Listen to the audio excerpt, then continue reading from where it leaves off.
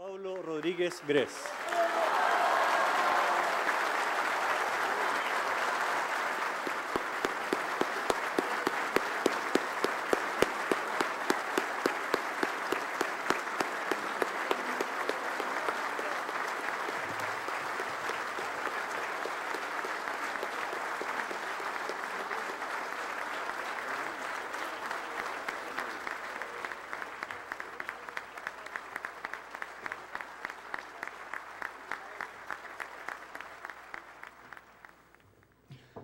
Señoras y señores, un minuto de atención a las pantallas.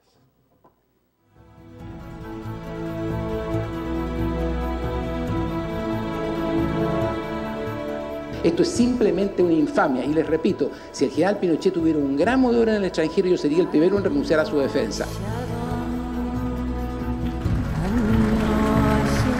Mire, la defensa ha sostenido repetidamente que el general Pinochet no está en condiciones de prestar declaración ni de reconstituir los hechos acaecidos hace 27 o hace 28 años. Por lo tanto, nosotros nos vamos a oponer terminantemente a ello. El general Pinochet no ordenó ninguna ejecución, no negó ninguna detención. Lo único que él ordenó, que el general Arellano se constituyera en distintas reparticiones con el objeto de controlar cómo se estaba llevando adelante los procesos judiciales que conocían en cada una de esas regiones. No puede entenderse que se ha realizado un debido proceso respecto a una persona que no está en situación de poder defenderse de acuerdo con las normas jurídicas que rigen el proceso penal. Entonces que hay una tremenda contradicción. La contradicción consiste: o hay debido proceso en el desafuero y en el proceso criminal mismo, o no hay debido proceso.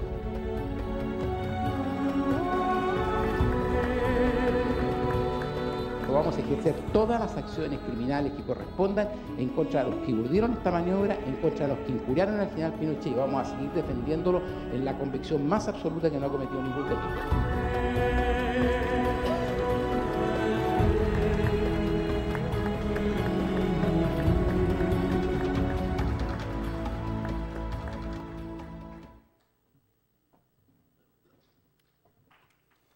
Merece.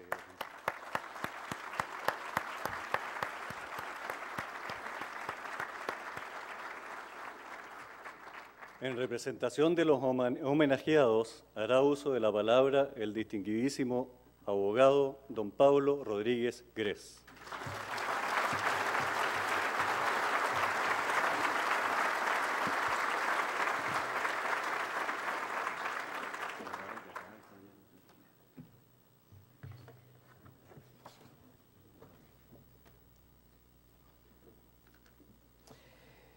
Señora Lucía Iriar de Pinochet, señor presidente de la Fundación Presidente Pinochet, familia del general Pinochet, distinguidos colegas, amigos, amigas. Debo confesar hidalgamente que me encuentro emocionado. Emocionado porque creemos sinceramente los abogados que participamos en la defensa del general Pinochet que lo hacíamos por convicciones muy profundas y que este premio o esta condecoración solo tiene como antecedente la generosidad de ustedes más que el mérito nuestro. Por ello, les agradecemos infinitamente este gesto que, por cierto, enaltece nuestra condición de abogados defensores. Yo les voy a quitar algunos minutos porque creo que es necesario que nos remontemos un poco en la historia para comprender la trayectoria del general Pinochet y la significación que tiene su existencia y su vida como gobernante. Debo comenzar por decir que ningún personaje histórico puede ser juzgado sino en el marco del tiempo que le correspondió vivir. El hombre siempre está condicionado por las circunstancias del medio que lo rodean. Cada tiempo tiene su carácter y genera sus propios líderes. En el caso del general Pinochet, es evidente que Chile no lo necesitó en medio de una crisis muy profunda, a cuyas causas él, como las Fuerzas Armadas, fueron absolutamente ajenas. Fue un filósofo español, José Ortega y Gasset, el que señaló que el hombre eran también sus circunstancias y que por lo tanto no podía explicarse ningún proceso histórico si no se consideraba al hombre y sus circunstancias. Y no se crea que en Chile sufrimos un colapso que podríamos decir un colapso institucional de manera repentina, injustificada o inesperada, fruto simplemente de la constelación de dificultades fortuitas. No, señores. Lo ocurrido entre nosotros en 1973 se fue preparando a principios de la década del año 60. No exagero si digo que un factor determinante en este proceso fue el advenimiento al poder en Cuba de un dictador comunista que hipócritamente primero y desembosadamente después extendió la subversión y el terrorismo por todos los países de América Latina y todavía de otros países y de otros continentes. Y debo decir que era a tal nivel la hipocresía que incluso llegó a La Habana un 1 de enero de 1959 portando un crucifijo y al mismo tiempo como representante máximo de la democracia. Van a cumplirse 50 años desde que Cuba vive sojuzgada por la tiranía. No exagero en consecuencia al significar este hecho, porque dígase lo que se diga, él tuvo entre nosotros una tremenda importancia. Y debemos reconocerlo con toda hidalguía, gravitó en todos nosotros sin ninguna excepción. Y por eso tal vez en un excelente libro Arturo Fontaine dijo, algún día en cierta medida todos fuimos revolucionarios. Y claro que éramos revolucionarios porque nos dábamos cuenta de las injusticias, las insuficiencias que existían en el medio, especialmente en América Latina. Y por eso todos exigíamos cambios. Los cambios los exigíamos día a día. Y llegamos a tal extremo que incluso Norteamérica, a través de la llamada Alianza por el Progreso, fue la primera en presionarnos a que hiciéramos grandes reformas estructurales. Y así nació incluso la primera ley de reforma agraria, que no podemos olvidarla, tuvo origen en el gobierno de don Jorge Alessandri, la ley 15.020, que fue la primera ley de reforma agraria impuesta fundamentalmente por el gobierno norteamericano a través de la Alianza por el Progreso. Entre 1960 y 1970 se fueron deteriorando progresivamente las bases fundamentales de nuestra convivencia y de nuestra sociedad. Y con ello se fue abriendo paso a la revolución marxista. Recuerden ustedes que vivíamos entonces en medio de la Guerra Fría y en ese proceso era inminente una definición entre la democracia y la tiranía o entre la libertad y el despotismo. A partir de 1964, este proceso se radicaliza en Chile. Una nueva ley de reforma agraria quebró la espina dorsal de este país, que era su agricultura, debilitó la propiedad y puso fin a una larga tradición, promoviendo la confrontación entre los trabajadores y los empresarios agrícolas. A tal extremo llegó aquella ley que no fue necesaria modificarla en 1970 para profundizar estos odios y estos enfrentamientos. Bastaba con el texto de la ley de reforma agraria que se dio a Chile hacia el año 1966-1967. Lo propio ocurrió con las compañías extranjeras del cobre que explotaban nuestras riquezas minerales. Entonces se chilenizó el cobre y se dijo entonces a través de los medios de comunicación que era lo que llamaron la viga maestra en nuestro país. Ese era el eslogan de la propaganda oficial. Y posteriormente devino de ese proceso la nacionalización o estatización de las empresas del cobre. Y aquí entonces el eslogan fue el sueldo de Chile. Y esto lo aceptaron todos los sectores políticos, hay que reconocerlo, para que ustedes vean el ambiente que estábamos viviendo. Y lo aceptaron todos los sectores políticos sin ninguna excepción, poniendo, por lo tanto, la primera piedra, lo que podía haber sido simplemente devastador por las condiciones que se hizo. Y esto implicó en alguna medida que se transfirió nuestro país a la órbita soviética, porque ciertamente rompimos con la órbita democrática. Y otro tanto ocurrió con la promoción popular de aquellos años. Esta promoción popular que era un instrumento de que se valieron precisamente los agitadores con el objeto de organizarse y con el objeto de comprometerse con los partidos totalitarios. Y el gobierno de la época le proporcionó todos estos medios a través de este proceso llamado, les reitero, de promoción popular. Ni las universidades ni la iglesia fue ajeno a este proceso. No pudieron tampoco escapar de este sino. Una rebelión universitaria con un sesgo político perfectamente definido y un movimiento al interior de la Iglesia, Cristianos por el Socialismo, conmovieron las estructuras más fundamentales de nuestra convivencia. E incluso en el propio ejército se vivió esta conmoción. No podemos dejar de recordar que en 1969, el 22 de octubre, encabezados por el general Biot, nosotros conocimos el primer movimiento gremial de las Fuerzas Armadas como una protesta en contra del abandono en que estaba en ese momento sumido el ejército y el peligro que implicaba para nuestra soberanía territorial. ¿Qué podía esperarse, mis amigos, de un país en que estaban convulsionados sus campos, sus universidades, su iglesia, sus fuentes productivas más importantes, desataban toda suerte de reivindicaciones demagógicas por descabelladas que fueran, y movilizaba a su población en aras de un sueño revolucionario? Lo ocurrido en Chile entre 1970 y 1973 fue entonces, entiéndase bien de una vez por todas, una tentativa totalitaria apoyada por la Unión Soviética en el marco de la Guerra Fría y por la Cuba castrocomunista en nuestro continente americano. Todo logrado por el gobierno de la Unidad Popular apuntaba a establecer entre nosotros un régimen marxista-leninista, de acuerdo a los perfiles y a la orientación cubana. Una izquierda parlamentaria que hasta ese momento relativamente se había incorporado al proceso democrático, en 1967 rompe drásticamente con este compromiso democrático y en un congreso de Chillán declara abiertamente, sin ningún tipo de escrúpulo, de que ha preferido la fuerza, que ha preferido simplemente la lucha armada para conquistar entonces el poder.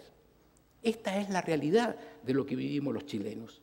Se ha sostenido que la Unidad Popular cometió errores mortales que le costaron finalmente la destrucción y la caída. Esto constituye un error craso. Todo lo realizado por el gobierno de la Unidad Popular, y de ello hay constancia histórica, tenía por objeto una definición que arrastraba indoblegablemente al país a la dictadura marxista. Para estos efectos era necesario profundizar la lucha de clase. Era necesario, además, acentuar las contradicciones del sistema y hacer desaparecer cualquier vestigio de resistencia cívica. Todo ello provocó una situación caótica que jamás Chile había vivido en el pasado, la cual no era más que la antesala de la revolución o de la guerra civil. Nada tiene de extraño entonces, digo yo, que se haya hecho escarnio del principio de autoridad, que se haya destruido el aparato económico, que se haya desconocido los fallos judiciales, que se haya aplastado la propiedad, tanto en el agro como en la industria, que se pretendiera introducir entre nosotros la siniestra tarjeta de racionamiento, instrumento de sometimiento por el hambre, y la Escuela Nacional Unificada, que era un instrumento de sometimiento de la juventud por la educación. Señores, y yo me pregunto, ¿cómo estaban de debilitadas nuestras fronteras?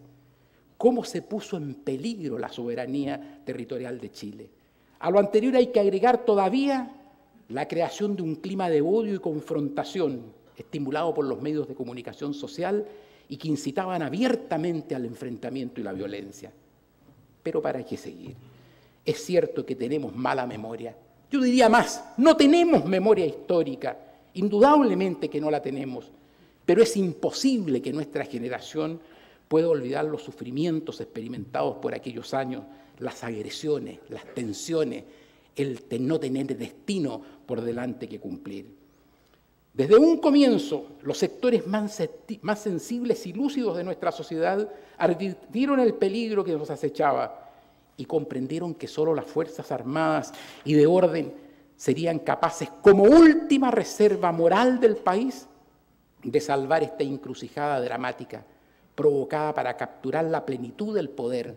Recuerden ustedes que en aquellos años se hablaba de que se tenía el poder, pero no se tenía el gobierno. Y llegó a tal extremo la desvergüenza con que se actuó en esta materia, que en una famosa entrevista entre un intelectual francés, Regis Debray, que se había incorporado posteriormente, como ustedes lo recordarán, a las guerrillas de Ernesto Che Guevara en Bolivia, el propio presidente de la República declaraba que había aceptado las condiciones que se le habían impuesto en el Congreso Pleno para ser elegido presidente de la República, que se llamó el Estatuto de Garantías Constitucionales, exclusivamente por razones tácticas y que por lo tanto estaba habilitada para desconocerlas abiertamente. No faltaron tampoco los ingenuos que nos quisieron hacer creer que la democracia salvaría a la democracia, en circunstancias que se usaban los resquicios legales para burlar al Congreso, a los tribunales de justicia, a la Contraloría General de la República y a quienes todos eran atropellados en sus derechos. Por este medio se justificó la usurpación, el mercado negro, los cordones industriales en armas, las expropiaciones que eran robos y asaltos a los bancos y la violencia de que hacían gala los jóvenes idealistas, estos que eran incluso indultados antes de que los procesos judiciales pudiesen terminar. Fue en este contexto, reitero, el más dramático y convulsionado de nuestra historia, en donde emerge la figura del general Pinochet. El país reclamaba un líder carismático, de pocas palabras, con don de mando, con una visión diferente de Chile, capaz de encauzar un proceso de recuperación económica, política, moral y cultural, y de reconstruir desde sus ruinas una nación devastada por un experimento revolucionario que se exhibía por el marxismo ante el mundo como un modelo a seguir.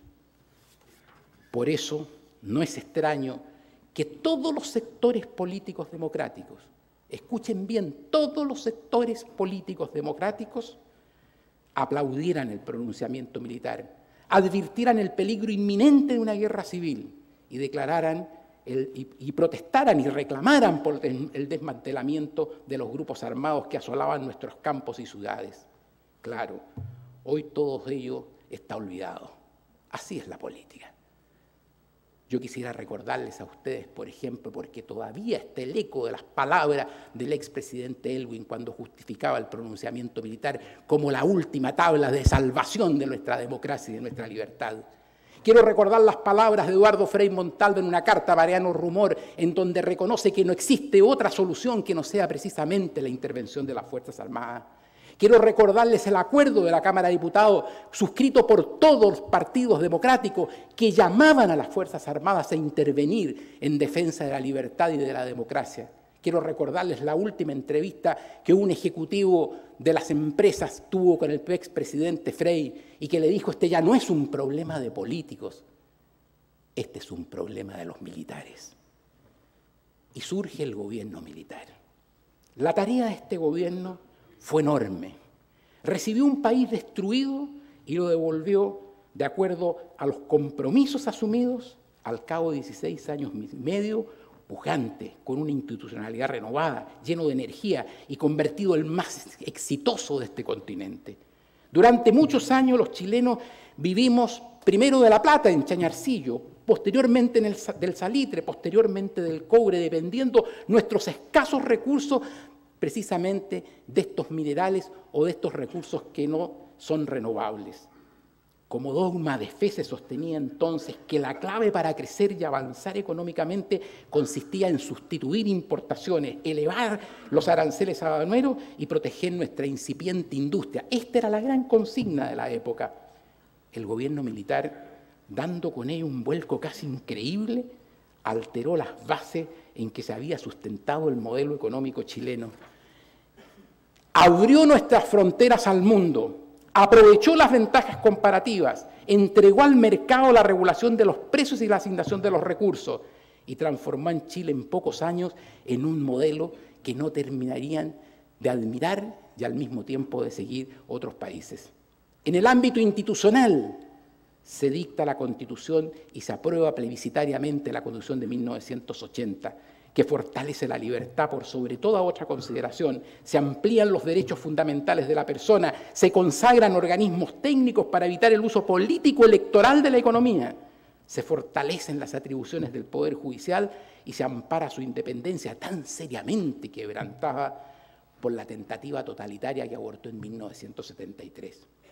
No puedo dejar de mencionar en este momento, porque mi conciencia me lo impone, la circunstancia de que se haya establecido entre nosotros un sistema electoral binominal que encuadra al electorado en dos grandes bloques, evitando fraccionamientos y con ello un desorden político que termina inevitablemente en una crisis institucional de proyecciones insospechadas. Un mínimo de conocimiento de nuestra historia revela que lo peor que puede ocurrir es dar representación parlamentaria a fracciones y montoneras que ocasionalmente conquistan preferencias electorales sobre la base de promesas demagógicas y que se diluyen a corto plazo, sembrando la desesperanza y la frustración. ¿O es que se nos ha olvidado la escoba del general Ibáñez, la revolución en libertad de Frei Montalva, la revolución con gusto empanada y vino tinto del señor Allende? ¿No son estas expresiones claras y evidentes de que no puede existir un sistema en que se fraccionen los sectores políticos para que se den este tipo de experiencias desquiciadoras? Los derroteros del gobierno militar que hoy podemos valorizar más que nunca fueron su auténtica preocupación por los pobres, la necesidad de erradicar la extrema miseria, el mejoramiento de las condiciones de vida de la población. Recuerden cuando el general Pinochet dijo un día: todas las familias tendrán teléfono y 1 de cada 5 chilenos va a tener automóvil. Se quedó corto. Y sobre todo, el gobierno militar estableció como derrotero el respeto a la familia, la lucha contra la delincuencia, la conservación del orden y la seguridad pública, tareas todas plenamente logradas con los recursos que ciertamente hasta ese momento se habían podido forjar. La historia, a muy corto plazo, recogerá la magnitud de esta obra y reivindicará a sus artífices ante los atropellos y descalificaciones de que ha sido víctima. Pero por sobre todo, quiero poner acento en un hecho indesmentible y que nadie debería ignorar, mucho menos entre nosotros. Fue el gobierno militar que reconstruyó material y espiritual y moralmente este país el que restableció el sistema democrático. Aquellos que hoy se ufanan de haber reconquistado la democracia, entonces pregonaban la lucha armada y la inutilidad de inscribirse en los registros electorales. Se sostenía que el plebiscito de 1988 era una farsa, un engaño, un fraude, y que el triunfo del gobierno estaba asegurado. Se perdió el plebiscito. Y sin la menor vacilación se restituyó el poder político a la civilidad, tal como estaba previsto en la Carta de 1980. El presidente Pinochet honró su palabra y sus compromisos y fue acompañado en ella por todas las ramas de las fuerzas de la defensa nacional. Un ejemplo que debería quedar grabado en la conciencia histórica de este país.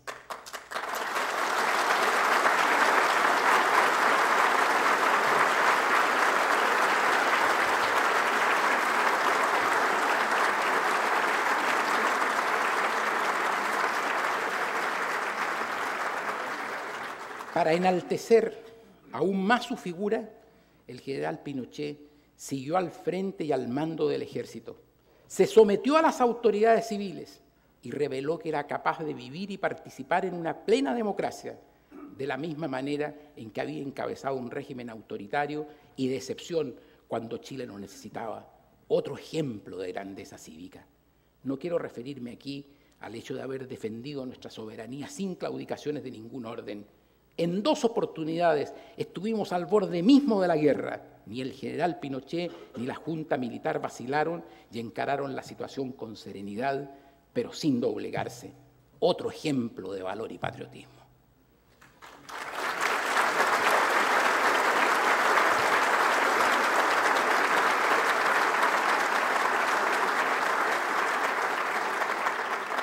Pero debo referirme al capítulo más triste de la historia en lo que a nosotros concierne, la persecución al general Pinochet. Como todos ustedes saben, el gobierno militar ofrece 2 francos predilectos para sus adversarios: la violación de los derechos humanos y las llamadas cuentas del Banco Rig. Desde luego esto da lugar primeramente a un increíble proceso en Londres, a propósito de una solicitud de extradición formulada por un juez español que carecía absolutamente de jurisdicción y competencia para el efecto. inexplicablemente de acuerdo con las leyes internacionales, sin respetar ni siquiera su condición de ex jefe de Estado, ni su pasaporte ni diplomático, ni el estatuto en que los diplomáticos están sujetos de acuerdo a la Convención de Viena, el general Pinochet es detenido en Londres y permanece 503 días. Y aquí yo debo decir sinceramente que le rindo un tributo de lealtad a Hernán Felipe Razo y a Miguel Alex Schweitzer, que estuvieron junto a él inclaudicablemente.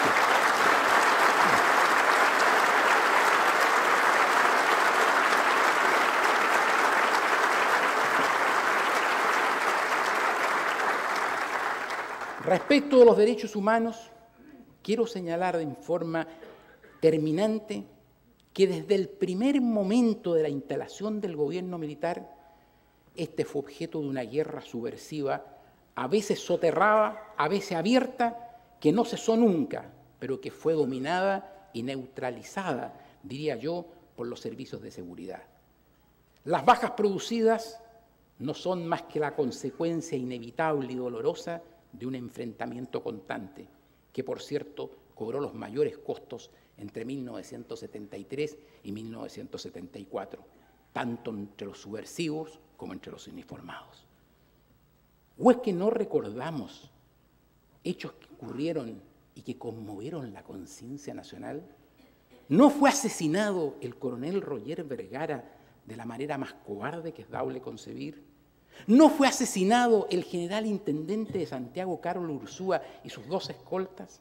¿O es que nos hemos olvidado que se atentó hasta contra el propio jefe del Estado, asesinando a 5 de sus escoltas? ¿Es que no se atentó contra el presidente de la Corte Suprema, don Israel Borges Montero, dejándolo gravemente herido? ¿Y estos hechos qué demuestran?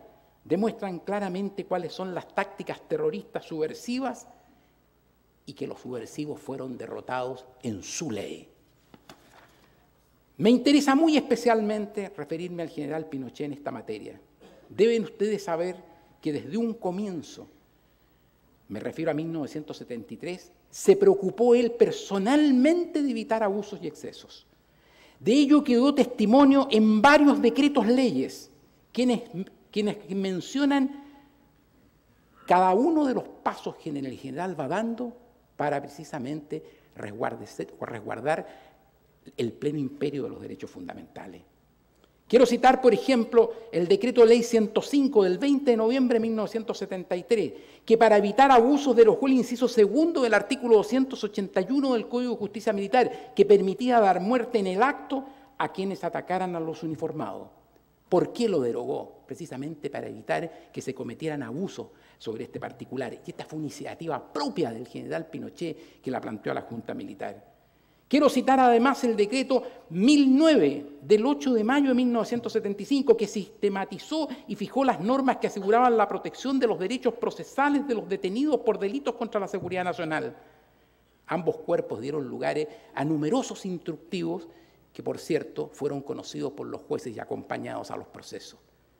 ¿Qué más se puede decir de un gobernante que a través de las leyes en que participaba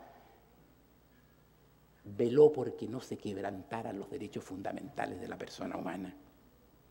Se acreditó en el proceso, además, que jamás el general Pinochet, y esto quiero que lo escuchen con mucha claridad, jamás el general Pinochet dio una instrucción, una orden o amparó la comisión de un delito o un acto ilegal respecto de las personas detenidas. Sobre esta materia se interrogó a cientos de personas, todas las cuales manifestaron no haber recibido nunca ni siquiera una insinuación sobre esta materia. Entonces se preguntarán ustedes, y me pregunto yo, ¿por qué se le procesó? Porque se presumía que había tenido conocimiento de estos hechos en razón del cargo que desempeñaba como presidente de la República. El general Pinochet, que como ustedes saben estuvo detenido en Londres, fue objeto en aquella ciudad de avanzadísimos estudios respecto de su salud. Y posteriormente en Chile se realizaron 3 exámenes por peritos del Instituto Médico Legal, institución dependiente del Ministerio de Justicia. Y quiero aquí ser muy enfático en esto. Todos estos exámenes, todas estas pericias practicadas por profesionales de reconocida y dilatada trayectoria, coincidieron en el diagnóstico. el general Pinochet sufría de un deterioro cerebral subcortical. No estaba loco, como señalan algunos palurdos.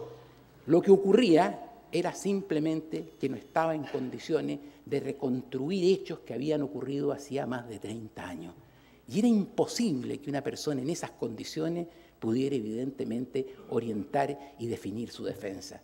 Si a nosotros mismos nos costaría reconstituir los hechos en que participamos hace 30 años, ¿cómo podía exigírsele al general Pinochet, después de todos esos antecedentes claramente que determinaban un deterioro producido por lo que se llaman infartos vaculares que ocurren precisamente en los hemisferios cerebrales en su mayor profundidad? La Corte Suprema lo declaró. Y dijo, efectivamente, el general Pinochet no tiene la capacidad procesal necesaria para defenderse adecuadamente conforme a las normas del debido proceso. Hubo un reconocimiento. Y el general Pinochet entonces fue lisa y llanamente sobreseído de los cargos porque no podía comparecer ante un juicio en los términos en que lo hace una persona que puede orientar y dirigir su defensa. Pues bien, la Corte Suprema, un tiempo después, simplemente aceptó que se siguieran investigando hechos relativos al mismo proceso en contra del general Pinochet. Esto significa para los abogados quebrantar lo que se llama la cosa juzgada, que para nosotros es un principio básico y fundamental. Y este principio consiste en que nadie puede ser procesado por los mismos hechos después de haber sido absuelto, y en este caso había una sentencia absolutoria, pero hay más. No puede un juez ni siquiera iniciar un juicio en contra de una persona cuando la responsabilidad penal está extinguida por prescripción o por amnistía.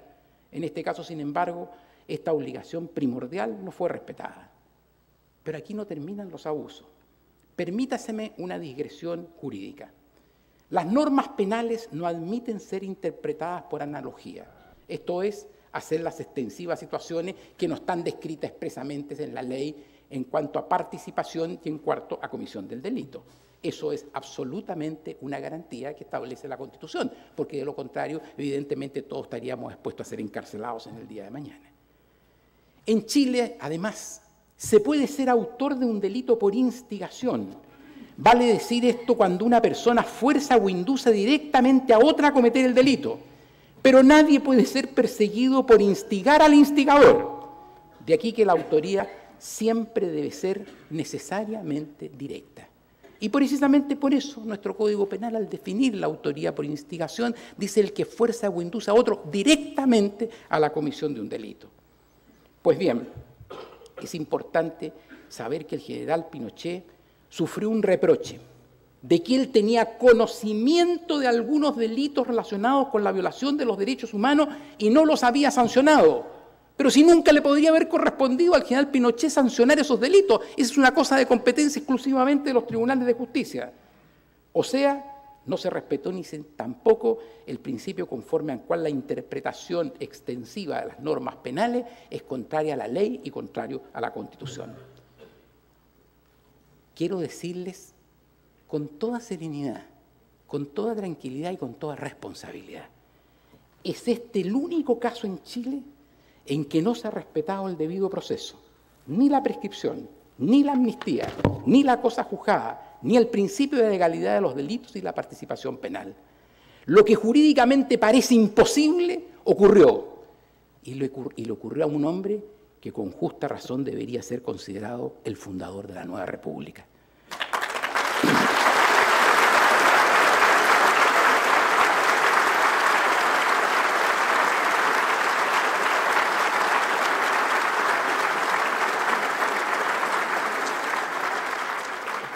Pero los abusos, señores, no llegan hasta ahí.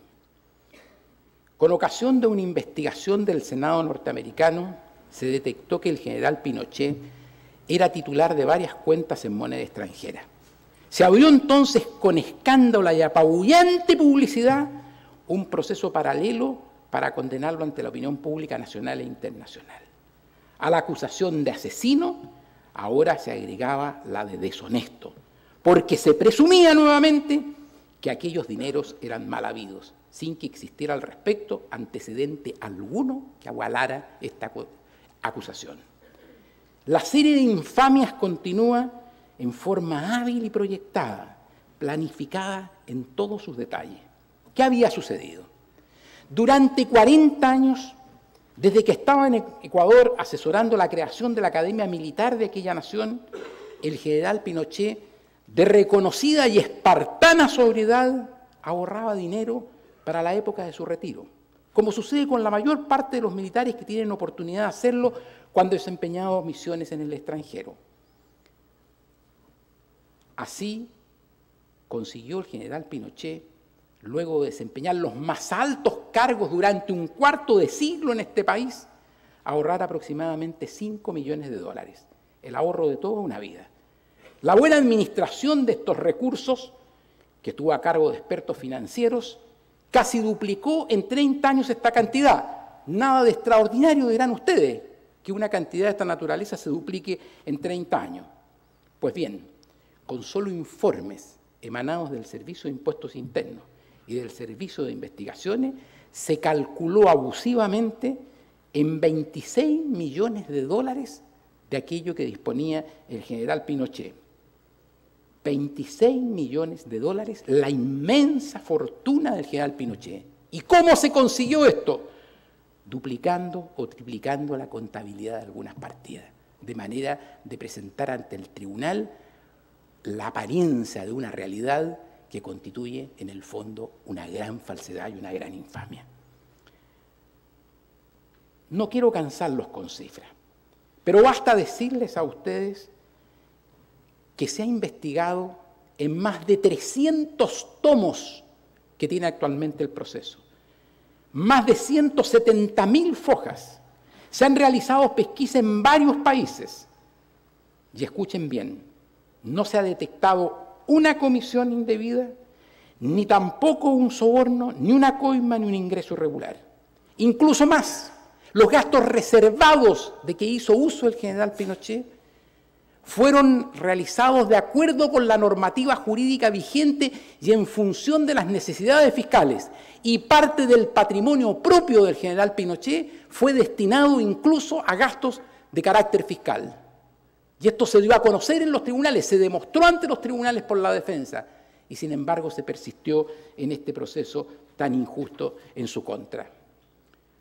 Bueno, como todo lo planificado no daba resultado, porque no podía comprobarse una orden del general Pinochet para que se atentara contra los derechos humanos, porque no podía encontrarse una coima, un soborno, una comisión irregular, una operación sospechosa siquiera, entonces se fraguó una última infamia. Y esta última infamia consistió en imputarle la propiedad de 9 toneladas de oro. No faltó quien dijera en este país, donde la maledicencia desgraciadamente es la ley común, es el oro del Banco Central. A las 48 horas, no fueron más de 48 horas, se demostró que todo esto era una infamia, que todo esto era una falsificación, que todo esto era una farsa. Y desde luego se desmoronó la acusación. Pero aquí cabe un detalle sobre el cual hay que reparar. ¿Y quién urdió esta trama? ¿Se ha investigado quién es el autor de esta trama siniestra en contra del prestigio y la figura y el contenido de la misión del general Pinochet? No, no se ha investigado. Y no se ha investigado porque seguramente quieren hacerse desaparecer huellas que comprometerían muchas responsabilidades. Esta es la amarga realidad que hemos vivido los defensores del general Pinochet. La persecución implacable a un inocente por el solo hecho de haber devuelto a su país la dignidad, la libertad, haber derrotado al marxismo y haberlo transformado en una nación capaz de crecer, superar la pobreza y mantenerse en su soberanía sin que ésta fuera bajo ningún punto de vista mancillada. Si me preguntaran cuál es el legado del general Pinochet, yo diría que esencialmente son 3. En primer lugar, el compromiso de amar a Chile por encima de todas las cosas, sin escatimar sacrificios ni pesares, y asumiendo todos los riesgos que ello depara. Este para mí es el primer mensaje del general Pinochet.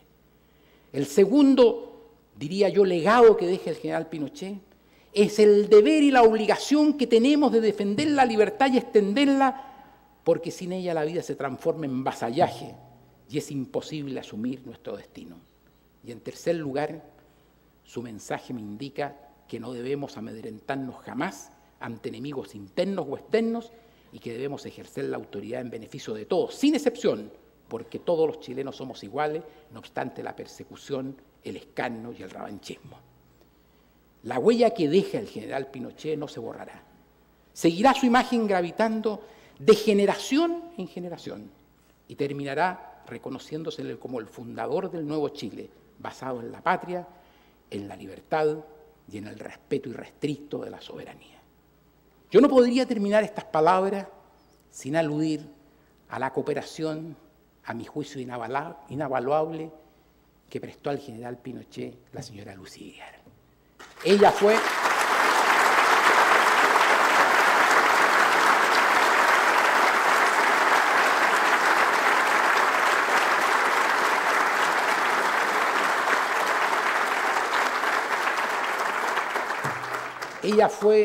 la compañera de toda su vida y quien seguramente con mayor fortaleza, con mayor valor, con mayor vitalidad, le insufló el entusiasmo que tantas veces le vimos cuando se trataba de resolver los problemas que afectaban a nuestra patria. El presidente Pinochet no necesita monumentos ni avenidas que recuerden y exalten su nombre, porque su ejemplo y su sacrificio palpiten en el corazón de Chile y se proyectará con toda su grandeza en las nuevas generaciones que ocuparán mañana el inmenso vacío que nos deja su ausencia. Para mí,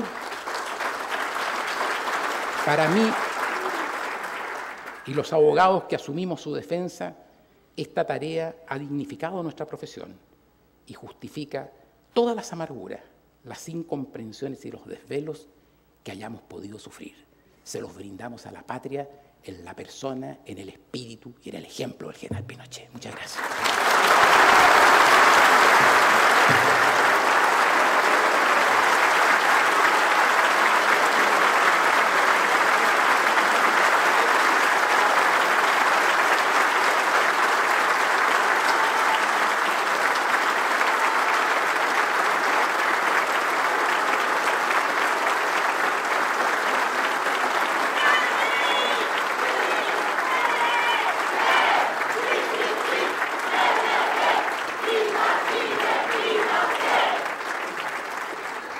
De esta manera ponemos término a esta emotiva y solemne ceremonia.